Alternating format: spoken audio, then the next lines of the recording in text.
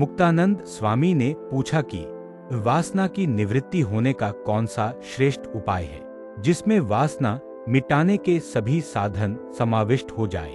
तब श्रीजी महाराज बोले कि जिसके हृदय में श्रद्धा हो तथा भगवान एवं भगवान के भक्तों में विश्वास हो तथा भगवान में प्रीति हो एवं परमेश्वर के स्वरूप का महात्म्य ज्ञान हो, ये 4 गुण जिस भक्त में हों उसकी वासना निवृत्त हो जाती है। उसमें भी यदि महात्म्य ज्ञान सुदृढ़ हो तो श्रद्धा, विश्वास और प्रीति दुर्बल होने पर भी ये तीनों महाबलवान होते हैं। बिना महात्म्य की भक्ति भले ही अधिक दिखाई पड़ती हो, परंतु अंत में उसका नाश हो जाता है।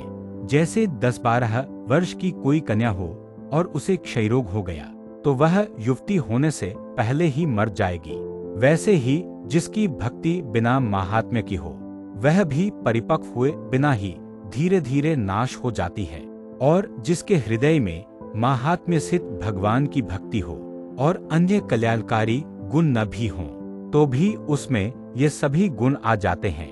यदि ऐसी महात्म्य स्थित भक्ति जिसके हृदय में नहीं है परंतु शमदमादिक कल्याणकारी उत्तम गुण तो हैं, फिर भी वे नगण्य जैसे ही कहे जाएंगे, क्योंकि अंत में उन गुणों का भी नाश हो जाएगा।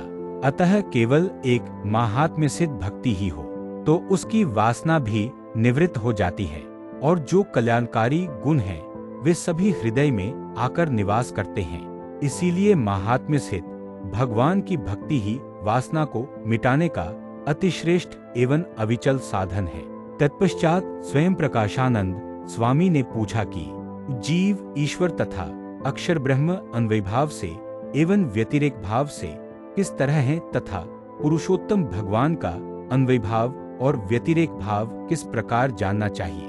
तब श्रीजी महाराज ने कहा कि इस जीव का जो जन्म मरण को भोगने वाला स्वरूप है उसे जीव का अन्वय रूप जानना और अछेद्य, अभेद्य तथा अविनाशी जो जीव का स्वरूप है उसे व्यतिरेक समझना और विराट, सूत्रात्मा तथा अव्याकृत इन 3 शरीरों में ऐक्य भाव से वर्तन करे।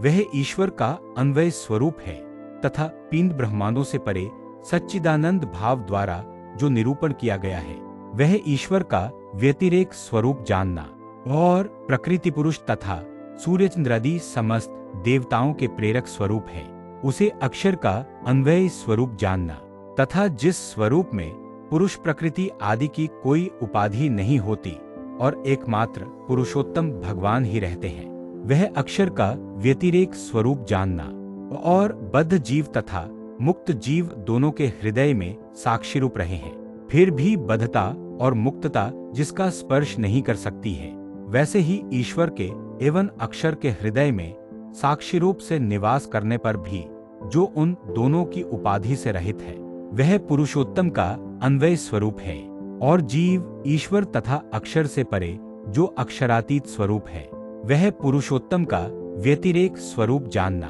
इस प्रकार अन्वय तथा व्यतिरेक भाव समझना। फिर मुक्तानंद स्वामी ने पूछा कि भगवान के दर्शन, नामस्मरण और स्पर्श की जो महिमा है वह भगवान के भक्त के लिए है या समस्त मनुष्यों के लिए है। तब श्रीजी महाराज बोले कि दर्शनादि साधना में तो अंतर रहता ही है। उसे बताते हैं कि जब भगवान का दर्शन करने वाला एकाग्र दृष्टि से मन स्थिर करके दर्शन करता है तो वह दर्शन ऐसा होता है कि अगर उसका विस्मरण करना चाहे फिर भी वह विस्मृत नहीं होता। इसी प्रकार मन पिरोकर यदि त्वचा से भगवान का स्पर्श करे तो उस स्पर्श का भी विस्मरण नहीं होता।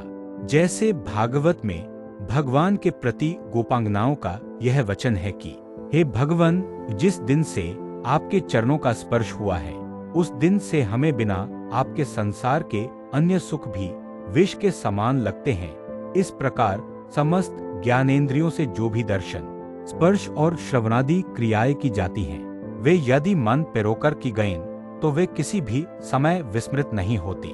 जैसे अज्ञानी जीव ने मन लगाकर 5 ज्ञानेंद्रियों द्वारा जो विषय भोगे हों उन्हें भुलाने पर भी उसे उनका विस्मरण नहीं होता, वैसे ही जो पुरुष मनोयोग पूर्वक दर्शन आदि करते हैं उन्हीं को दर्शन आदि समझना चाहिए।